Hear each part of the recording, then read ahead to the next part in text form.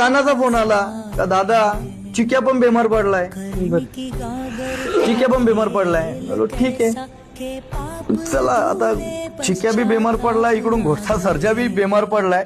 एकच वेळेला दोन्ही नंदी बेमार पडले म्हणजे आम्हाला समजलं काय लोकांनी काहीतरी आता नक्की खरं काय ना खोटं काय याच्यामध्ये. लगेच 2 दिवसांनी नंदी बरा होतोय तुमचा. त्याच्यानंतर चिक्या आणि मेहरबान पैरा झाला होता. चिक्या आणि मेहरबान पैरा झाला होता. दीपक शेठ पाटील चिरले कुशेगाव मध्ये.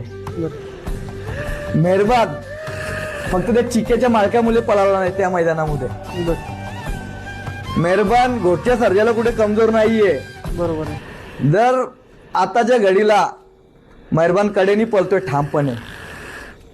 कडेनी पळणाऱ्याला डिमांड असतो. आताच्या घडीला माझ्या हिशोबाने 90% मी मेहरबानला देईल, 80% मी घोटच्या सर्जाला देईल माझ्या दृष्टिकोनामध्ये.